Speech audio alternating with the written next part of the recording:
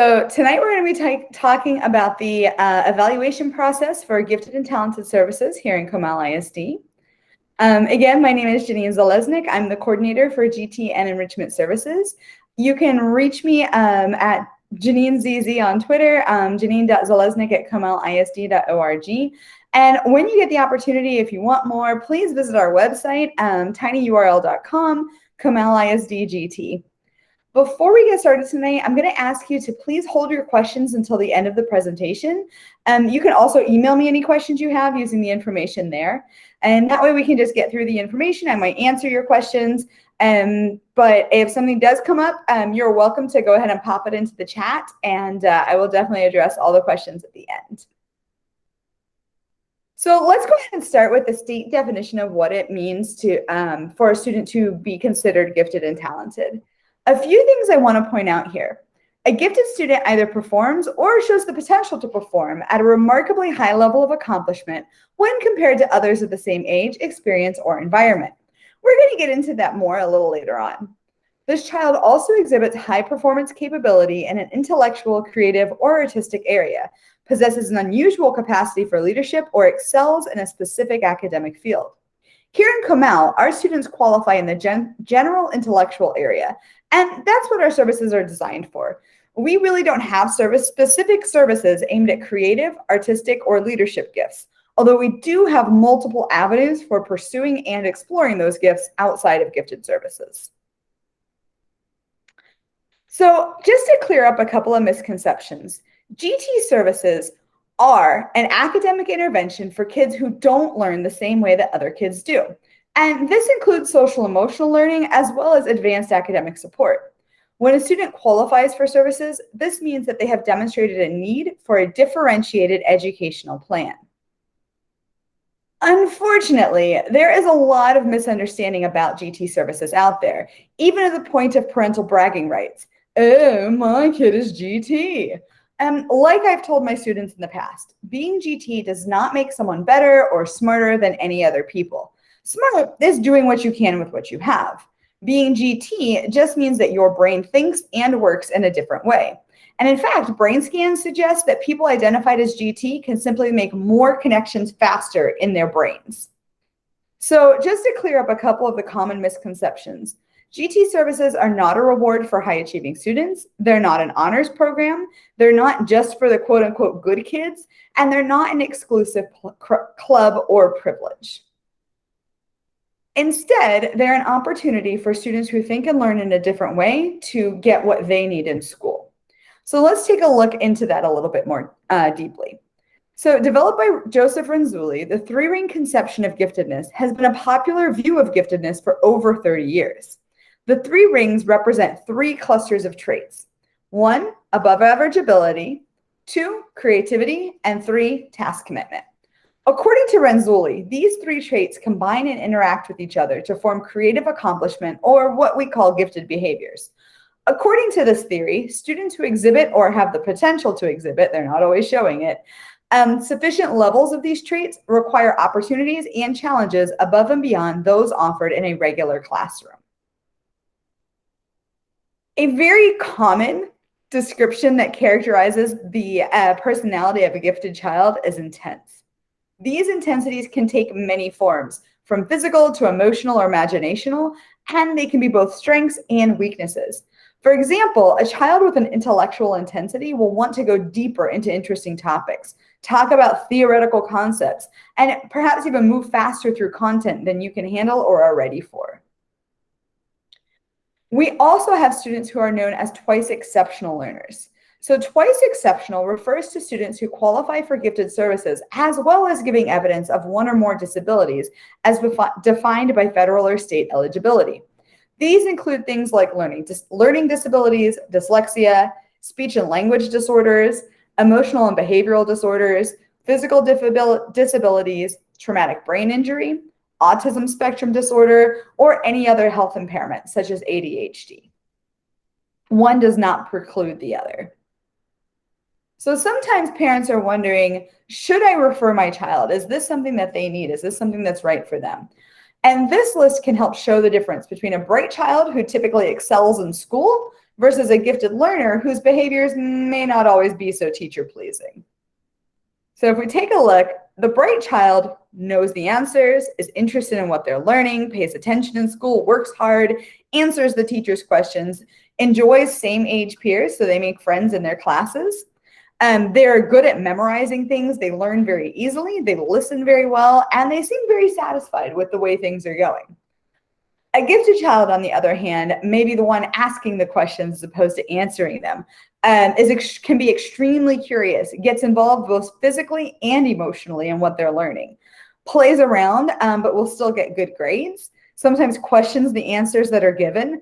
That question why comes up a lot in a GT classroom. They may prefer adults or older children. They may be very good at guessing as opposed to regurgitating answers that they've learned. They can be very bored in school because they already know the answers. They already know what's being taught. And they may show very strong feelings and opinions, that intensity we talked about earlier. And they may be highly critical of themselves and others, struggling with perfectionistic tendencies. And before we go any further, let's be clear about one thing. There is nothing wrong about being just a bright child. Often parents feel that the distinction is in some ways a slight, but some might even argue that having a bright child rather than one who is gifted is actually a wonderful thing, because the characteristics often associated with giftedness can be particularly challenging. Often, bright children are the ones who succeed better in a typical school setting. They are the teacher pleasers. They work possibly harder than their gifted counterparts, and they receive praise for those efforts. They make few waves. They get A's. They complete their assignments. Parents and teachers alike are very happy to have these kinds of students. So let's dig into that a little bit deeper. The bright above average student, as previously mentioned, is likely to get A's. He memorizes well, comprehends at a high level, absorbs information, and completes his work. A gifted learner, on the other hand, comprehends the nuances of the subject's material in a more complex, in-depth manner. Where the bright child accepts and readily retains the information about the topic, the gifted learner wants to manipulate that information in order to draw unique references. Paul knows, for example, that animals adapt to their environment. Sally wonders if this is still happening to humans at the same rate as life-saving, life-extending technology is becoming more ubiquitous. Sally may initiate projects on her own to explore these ideas, while Paul, the bright child, will complete the teacher's required assignments in an efficient manner. Certainly, the bright child performs at the top of the class. The gifted learner may be beyond the group. For the bright child, the average classroom teacher offers precisely what this student craves: clear expectations, a path to an A, and an environment where this sort of success is rewarded. However, where she might very well earn those A's, the gifted learner is far less likely to be motivated at all by grades. Where the bright child needs 6 to 8 repetitions for mastery, the gifted learner only needs 1 or 2. The bright child copies the teacher's model response to a question or task accurately, while the gifted learner will create an original and possibly continually developing answer. The bright child is interested and attentive at school. He listens to the material, he's receptive to learning, he enjoys his peers. The gifted learner, conversely, is more than just interested in the way that seasons change. She is highly curious about it. The bright child will show his attentiveness, I don't know what's happening with my words tonight. Attentiveness by staying in his seat and keeping his eyes on the teacher. But the gifted learner is genuinely mentally and sometimes physically involved in the topic. She might have a hard time listening to the discussion of the Earth's movement around the sun without actually moving her hands and arms in an elliptical fashion. When the lesson's over, the bright child might go find their friends. The gifted learner may prefer the teacher or some other adult in the room. Or perhaps she may just prefer working alone. The bright child is receptive at school. They're open to learning what the teacher has to offer. The gifted learner can be downright intense at school. The bright child may enjoy the curriculum and its pace, whereas the gifted learner may barely tolerate it. The bright child's ideas can be very clever, but the gifted learners are likely to be more original. The bright child can see an alternate route to a solution. The gifted learner can easily track 2 or more approaches to a similar solution simultaneously. Because the bright child is clever, he can find relationships between loosely connected ideas. But the gifted learner perhaps values the very non-conformity of concepts and looks for ways to draw even further distinctions between them. Our bright child gets the joke. Our gifted learner uses original and inventive thinking to create their own humor because she has a more sophisticated understanding of the central reason about why the joke works. So, if you are not sure, take a look at this. This is part of the referral form that you submit for services, which asks you to look at your child's behaviors and compare them to someone of the same age. And so just kind of think, when I'm comparing my kids to kiddos who are the same age, how are they behaving? Are they kind of like them? Or are they a little different from them? And how so? Now that we've gone through all those characteristics, if you think your child may need gifted services, that differentiated educational plan, what do we do? So there are 3 major steps for our identification process. First, a parent, a family member, a teacher, or a community member submits a referral for services. If it was not the parent who submitted the referral, then we will get parent permission to test before continuing on in the evaluation. Next, your campus GT facilitator at the elementary level and the counselors at the secondary level will gather multiple pieces of data about your child and take it to a GT committee, which makes the final decision regarding services. So the state requires that both qualitative and quantitative data is gathered during the evaluation procedure, and that the committee uses at least 3 measures to make its decision. Qualitative data is the observable data that we see, work samples, teacher observations, parents' observations, things like that.